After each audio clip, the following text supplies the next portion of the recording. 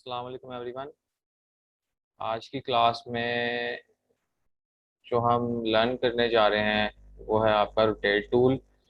Rotation के बारे में तो आपको पता होगा। लास्ट क्लासेस में या लास्ट लेक्चर्स में हमने ये सीखा था कि हम जो है सिलेक्शन टूल की मदद से रोटेशन करते आ रहे थे। लेकिन आज कुछ डिफरेंट चीज़ है। आज हम उसका एक प्रॉपर रोटेट टूल यूज़ करेंगे। जाहिर सी बात है, वो एक प्रॉपर टूल है तो उसके अंदर डिफरेंट प्रॉपर्टीज होंगी, उसके अलग अलग चीज़ें होंगी उसमें, जिसकी मदद से हम उस टूल को इस्तेमाल कर सकते हैं। स्टार्ट करते हैं। जिस तरह पिछली क्लासेस में हमने सिलेक्शन टूल का इस्तेमाल किया था, मैं आपको एक एग्जांपल दे देता हूँ। सपोज आपके मैंने यहाँ से शेप टूल सेलेक्ट किया, मैंने कोई भी शेप बनाई। शेप बनाने के बाद मैंने अपना सिलेक्शन टूल जो है उसको सिलेक्ट किया। सिलेक्ट करने के बाद मैं ये इसको इस तरह रोटेट कर रहा हूँ। आपने पिछले लेक्चर्स में बिल्कुल देखा है जी, बिल्कुल ये बहुत ही एक वैलिड तरीका है। आप अपनी किसी भी शेप को, किसी भी चीज़ को इस तरह रोटेट कर सकते हैं। लेकिन क्योंकि आज हम जो है रोटेट टूल पे बात कर रहे हैं, तो आइए उसको स्टार्ट करते हैं।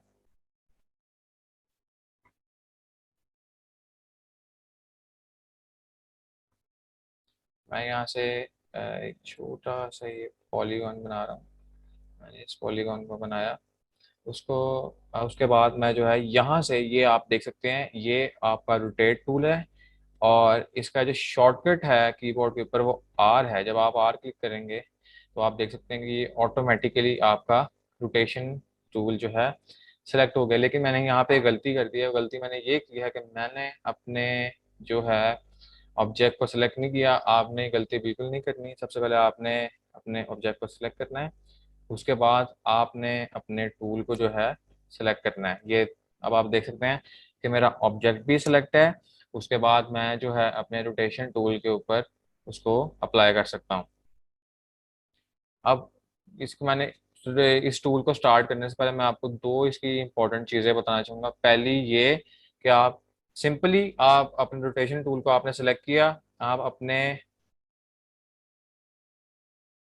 आप जो है अपने ऑब्जेक्ट के ऊपर कहीं से भी पकड़ के उसको ड्रैग करेंगे तो ये आप अपनी स्क्रीन पे देख सकते हैं कि जहां मर्जी आप इसको पूरी स्क्रीन पे मूव कर सकते हैं। लेकिन मैं दोबारा सिलेक्शन टूल पे जा रहा हूँ। अब जब आप अपनी शेप को सिलेक्ट करेंगे तो आप सब ये दरमियान में एक डॉट देख सकते हैं। ये छोटा सा जो डॉट है, इसका मतलब ये है कि ये उसका सेंटर पॉइंट है। लेकिन रोटेशन की लैंग्वेज में इस पॉइंट को आप पिवट पॉइंट कहते हैं। पिवट पॉइंट ऐसा पॉइंट है जिस पॉइंट के इर्द गिर्द आपका ऑब्जेक्ट जो है वो मूव करता है। उसके इर्द गिर्द आपका ऑब्जेक्ट जो है वो दायरे में घूमता है। उस पॉइंट को आप पिवट पॉइंट कहते हैं। और इस टूल की मदद से मैं इस पिवट पॉइंट को जहां चाहूं अपनी मर्जी से एडजस्ट कर सकता हूं। अब सबसे पहले मैंने ये पहले ही मेरा जो है ऑब्जेक्ट सेलेक्टेड है। मैंने इस ऑब्जेक्ट को सिलेक्ट किया हुआ है। अब मैंने करना ये है कि मैंने अपने रोटेशन टूल को सिलेक्ट किया। सिलेक्ट करने के बाद ये आप देख सकते हैं, ये एक छोटा सा जो है ये पिवट पॉइंट बना हुआ है। ये पिवट पॉइंट आपको नजर आ रहा है। मैंने इस पिवट पॉइंट को पकड़ा, इसको उठा के मैंने नीचे ड्रैग कर दिया। चूंकि मैंने इसको नीचे ड्रैग कर दिया है तो अब जो मेरा ऑब्जेक्ट है वो इस पॉइंट के मुताबिक घूमेगा, क्योंकि ये मेरा सेंटर पॉइंट है। अब मैं इस ऑब्जेक्ट को सिलेक्ट कर रहा हूं। मैंने इसको ड्रैग किया। अब आप ये देख सकते हैं कि ये ऑब्जेक्ट उस नए पिवट पॉइंट के इर्द गिर्द घूम रहा है जो मैंने अपने रोटेट टूल से बनाया है। अब मैं थोड़े से कलर चेंज कर देता हूँ। ये बहुत ही एक और कलर लग रहा है। मैंने इसका कलर चेंज कर दिया। उसके बाद दोबारा से देखें, वो वापस अपनी पोजीशन उस पर चला गया, पोजीशन पे। मैंने इस दोबारा पिवट पॉइंट को सिलेक्ट किया। मैं इसको नीचे ड्रैग कर रहा हूँ।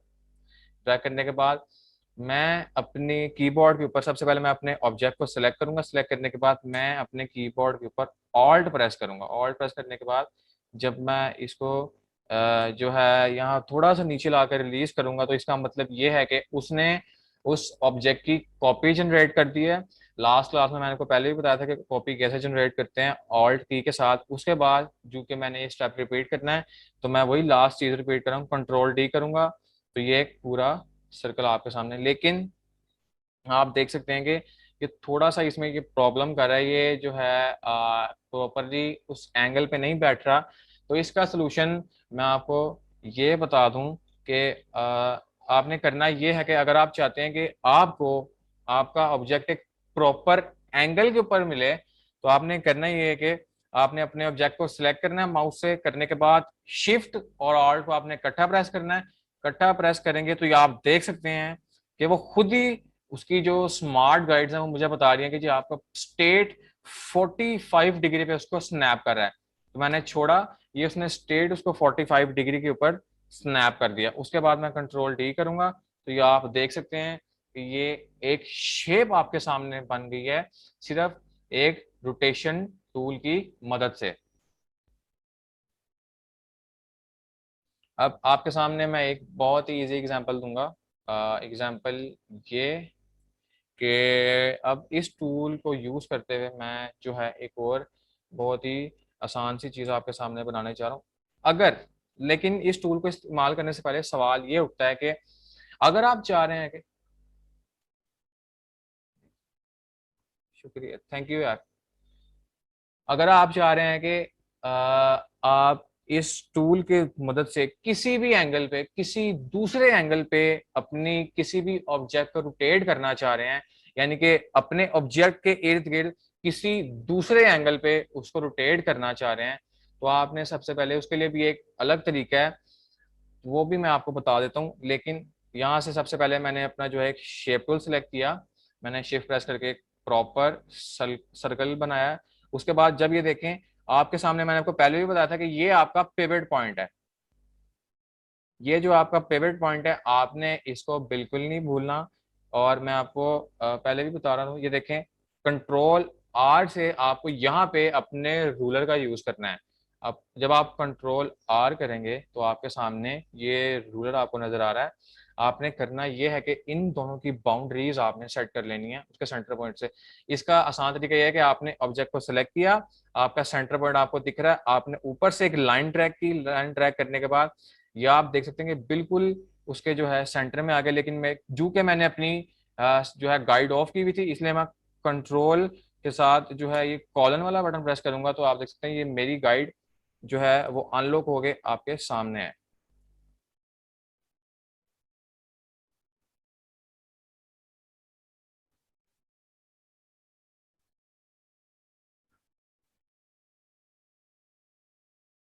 अब आपने यहाँ से अपने ऑब्जेक्ट को ध्यान रखना है कि आप इसको कहीं पे भी जहां चाहें आप उसको सेंटर में ला सकते हैं। सपोज अगर मेरा ये सेंटर है, ये देख रहे हैं, जब आप आपका ऑब्जेक्ट कहीं भी किसी भी जगह पे हो आपकी वर्क स्पेस के ऊपर, जब आप इसको ड्रैग करके इसके करीब लेके आएंगे तो वो आपको खुद ही बता देगा कि ये इंटरसेक्ट आपको नजर आ रहा है, इसका मतलब ये है कि आपका ऑब्जेक्ट यहाँ पे आके सेंटर्ड हो गया है। सपोज अब ये मेरी शेप है, अब मैं चाह रहा हूँ जी के इसके इर्द गिर्द मैं जो है छोटे छोटे 20 स्टार्स बनाऊं, मतलब इसके गोल दायरे में बिल्कुल इसकी अलाइनमेंट में। तो आपने करना ही है कि सबसे पहले आपने उस जो भी आप बनाना चाह रहे हैं आपने उस शेप को सिलेक्ट करना है। आपने अपने जो है गाइड्स के मुताबिक उस स्टार को इस पे इसके ऊपर प्लॉट करना है। मैंने स्टार तो बना लिया लेकिन मैं इसको प्लॉट नहीं किया, मैंने यहाँ लाया तो ये बिल्कुल उसके सेंटर में है, लेकिन थोड़ा सा ये टेढ़ा है। अब ये बिल्कुल परफेक्ट है, ये बिल्कुल सेंटर्ड है। इसके बाद जो सबसे इम्पोर्टेंट पॉइंट अब रोटेशन टूल का आपके सामने आ रहा है वो ये है कि जब भी आप अपने जो है किसी भी ऑब्जेक्ट को अपने दूसरे ऑब्जेक्ट के दायरे में रोटेट करना चाहते हैं, यानी कि उसके पिवट पॉइंट के मुताबिक उसको गोल दायरे में घुमाना चाहते हैं, तो आपको करना यह है कि आपने उस ऑब्जेक्ट को सिलेक्ट करना है। सिलेक्ट करने के बाद आपने अपने रोटेशन टूल के ऊपर आना है। रोटेशन टूल के ऊपर आके जहां भी जहां भी आप वो पिवट पॉइंट लगाना चाह रहे हैं आपने अपने कीबोर्ड के ऊपर उस ऑल्ट बटन को प्रेस करके रखना है और जहां आप पिवट पॉइंट लगाना चाह रहे हैं आपने वहां क्लिक कर देना है। जब आप वहां उसको क्लिक करेंगे तो ये आपके सामने एक नया पैनल खुल जाएगा। यहाँ से वो आपको अपनी मर्जी के मुताबिक आपको अपने ऑब्जेक्ट को उस एंगल के ऊपर रखने की जो है ये परमिशंस देगा, मतलब आप इसको अपने अकॉर्डिंगली सेट कर सकते हैं।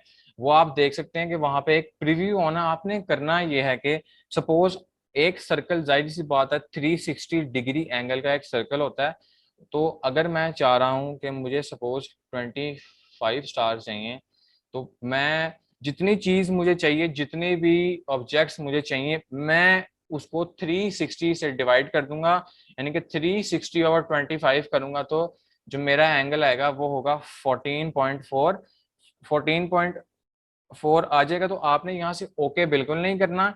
आप क्योंकि कॉपी जनरेट करें, जब आप कॉपी जनरेट करेंगे तो आपके सामने आप देख सकते हैं कि उसकी कॉपी जनरेट हो चुकी है, बिल्कुल उसके उसी एंगल पे जिस तरह मैंने आपके सामने बात की थी। अब आपको करना ये है कि अपने उसी की का इस्तेमाल करना है, कंट्रोल डी का, ताकि आप अपने टाइम को सेव कर सकें। और जब आप कंट्रोल डी करेंगे तो ये आप देख सकते हैं आपके सामने ये प्रॉपर एक शेप जो है ये क्रिएट हो गई है, आपकी गाइडलाइन की मदद से, आपकी स्मार्ट गाइड्स की मदद से। अब मैं जो है दोबारा अपनी स्मार्ट गाइड को जो है वो ऑफ कर रहा हूँ।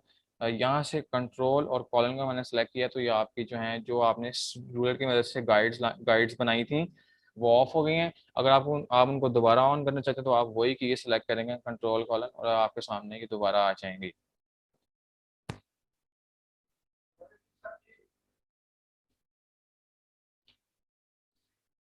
उसके बाद ये था ब्रीफ सा आपका रोटेट टूल, बहुत ही इंपॉर्टेंट और मजेदार टूल है। उसके बाद हम बात करते हैं जी पेंसिल टूल के ऊपर। ये आपका पेंसिल टूल है, इसी इससे आप कोई भी सिग्नेचर या कोई भी रफ स्केच बनाना चाह रहे हैं तो आप अपने इस पेंसिल टूल का इस्तेमाल कर सकते हैं। या सपोज जो भी सिग्नेचर आप कर रहे हैं तो उसके लिए जो मेन टूल यूज होता है वो आपका इलस्ट्रेटर पे ये पेंसिल टूल यूज होता है। इसके अलावा पेंसिल टूल सिर्फ यही था, इससे आप ड्राइंग कर सकते हैं या डिफरेंट तरह के पैटर्न्स जनरेट करते हैं। लेकिन जो कि एक नया टूल इसमें ऐड हुआ है, उस टूल का नाम है जी शेपर टूल। शेपर टूल जो है आपको बेसिक शेप खुद बना के देगा। सिर्फ आपको करना ही है कि अपने माउस से आपने रफ सा स्केच अपने अपने जो है वर्क स्पेस पे बनाना है, तो वो उसको खुद जो है उस शेप में जनरेट कर लेगा। ये अब आप देख सकते हैं, ये एक बहुत ही सिंपल सा टूल है। अगर आप अपना टाइम सेव करना चाह रहे हैं, आप अपने शेप टूल को नहीं इस्तेमाल करना चाह रहे, तो आप इस टूल को इस्तेमाल कर सकते हैं।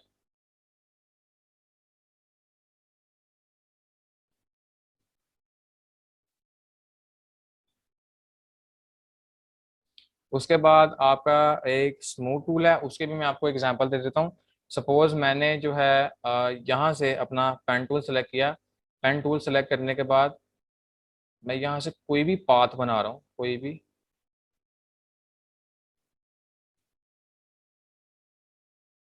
इसको मैंने सेलेक्ट किया, इसका मैं जो है फिल खत्म कर रहा हूँ। ये मेरे पास एक पाथ है। अब मैं चाह रहा हूँ कि इसमें जो मेरे पास ये जो कर्व लाइंस हैं इनको मैं थोड़ा स्ट्रेट करना चाहूँ। आपको करना ही है कि अपने ऑब्जेक्ट को सिलेक्ट करना है। सिलेक्ट करने के बाद आपने जो है यहाँ पे आना है, यहाँ पे आपने अपने स्मूथ टूल को सिलेक्ट करना है। जब आप उसको यहाँ पे ड्रैग करेंगे,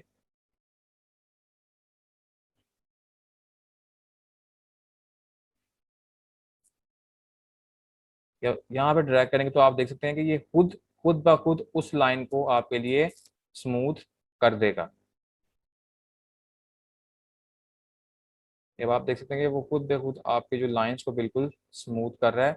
ये ज्यादा इसका यूज नहीं है, लेकिन अगर थोड़ा सा कहीं भी आपको कर्व जो है वो तंग कर रहा है तो आप इस टूल का इस्तेमाल करके उन कर्व्स को ये देखें खत्म कर सकते हैं।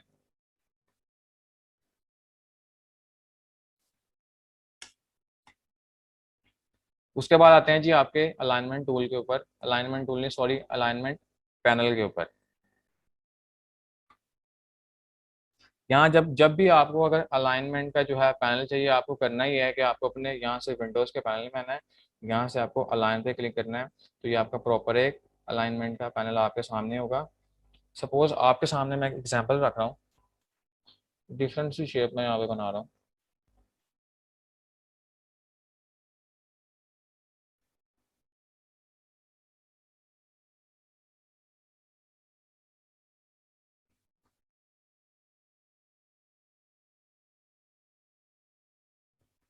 अब मैं चाहता हूँ कि मैं अपनी ये जो हैं इन शेप्स को जो है अलाइन कर दूँ। ये शेप्स तो आपको वर्टिकल नज़र आ रही हैं, लेकिन यहाँ जो कि हॉरिजॉन्टल का मतलब ये है कि इनकी जो जगह है, इनकी जो स्पेसिंग है वो हॉरिजॉन्टली होगी। शेप्स आपकी वर्टिकल हैं, लेकिन आपकी अलाइनमेंट जो है वो हॉरिजॉन्टली जाके जो है उनको अलाइन करेगी। आपके सामने ये शेप्स है, जब आप इस पर क्लिक करेंगे तो ये आप देख सकते हैं ये बिल्कुल लेफ्ट साइड पे जाके अलाइन हो गया है आपका ऑब्जेक्ट। अगर आप इसको सेंटर अलाइन करना चाह रहे हैं तो आपको ये वाला ऑब्जेक्ट सेलेक्ट करना है, ये सेंटरली अलाइंड हो जाएगा। उसके बाद अगर आप राइट साइड पे करना चाह रहे हैं तो बिल्कुल आपके ऑब्जेक्ट्स जो हैं वो राइट साइड पे अलाइन हो जाएंगे। सेम सेम प्रोसीजर जो है वो वर्टिकली भी होगा। अगर मैं इस तरह ले रहा हूँ तो मुझे अगर उनको सबको ऐसे अलाइन करना है वर्टिकली, तो आप देख सकते हैं ये वर्टिकली अलाइन हो जाएंगे अप टू डाउन, ये मिडल, सेंटर यानी, और ये टॉप टू बॉटम। ये आपके सामने है। वर्टिकली और हॉरिजॉन्टली अपने ऑब्जेक्ट्स को आप जो है अलाइन कर सकते हैं। यहाँ सपोज आपका ऑब्जेक्ट थोड़ा स्पेस्ड है, आप इनके दरमियान थोड़ी ये स्पेस खत्म करना चाहते हैं, तो आपको करना ही है ऐसे। आप इसको सिलेक्ट करेंगे तो ये आप देख सकते हैं कि आपका जो फर्स्ट ऑब्जेक्ट है और थर्ड ऑब्जेक्ट है वो इसीलिए मूव कर रहे हैं क्योंकि जो भी जो जिन भी ऑब्जेक्ट्स की स्पेस आप पहले से चेंज करेंगे वो ऑब्जेक्ट्स की ही स्पेस चेंज होगी। जिन ऑब्जेक्ट्स को आप नहीं छेड़ेंगे वो पहले से ही जहाँ अलाइंड थे वो सेंटर से वहीं पे ही अलाइंड रहेंगे। उसके बाद मैं आपको एक एग्जांपल और दे रहा हूँ। जो सबसे इंपॉर्टेंट चीज़ है इस अलाइनमेंट टूल के बारे में वो ये है कि यहाँ से मैं एक रेक्टेंगल ले रहा हूँ, उसके बाद मैंने यहाँ से एक सर्कल लिया। अब आप चाहते हैं जी कि आप इन दोनों को अलाइन कर लें। आपको करना ही है कि यहाँ से इन दोनों को सिलेक्ट करना, सिलेक्ट करने के बाद यहाँ से आपने हॉरिजॉन्टली जो है अलाइन सेंटर करना है। अलाइन सेंटर करने के बाद आपने वर्टिकली अलाइन सेंटर करना है। तो ये आपके सामने आप देख सकते हैं कि ये दोनों शेप जो है अलाइन हो गई हैं। लेकिन लेकिन इसमें इम्पोर्टेंट पॉइंट ये है कि जो भी शेप आप दूसरे नंबर पे, यानी कि जो शेप आप दूसरी बार बनाएंगे वो शेप आपकी जो पहली शेप है उसके ऊपर जाके ही अलाइन होगी, उसके जो है नीचे बिल्कुल नहीं जाएगी, वो शेप ऊपर ही आएगी। सपोज मैं आपको एक एग्जांपल देता हूँ। अगर मैं इसको रिमूव कर रहा हूँ, मैं पहले जो है सर्कल ड्रॉ कर रहा हूँ। सर्कल ड्रॉ करने के बाद मैंने दोबारा एक रेक्टेंगुलर जो है रेक्टेंगल बनाया यहाँ से।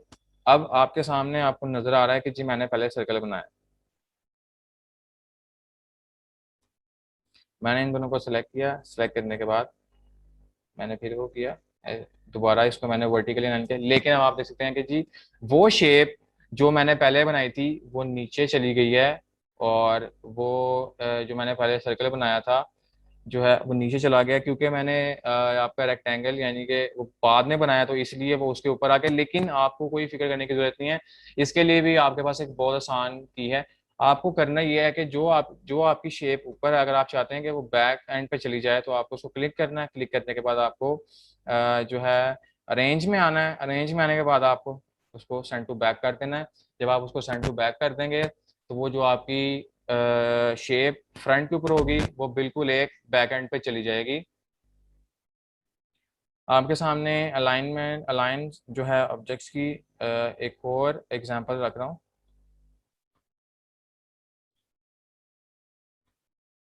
सपोज यहाँ से मैं जो है डिफरेंट साइज के सर्कल ले रहा हूँ।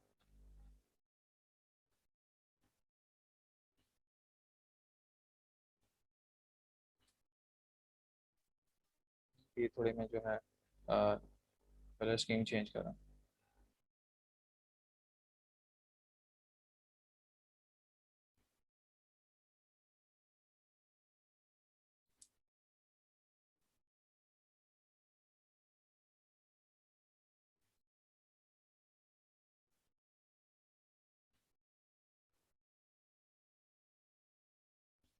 जी पहले तो हमने बात की थी कि दो ऑब्जेक्ट्स को आप कैसे अलाइन कर सकते हैं। Same is the case with the multiple objects.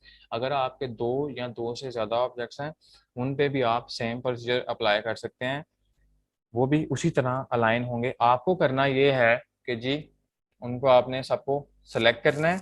जब आपने इनको सेलेक्ट कर लिया तो आपने यहाँ से उनको हॉरिजॉन्टली सेंटर में अलाइन करना है। जब आप इसको क्लिक करेंगे तो ये आप देख सकते हैं कि जो शेप्स जहाँ थी वो वहां से मूव होके हॉरिजॉन्टली सेंटर्ड अलाइंड है।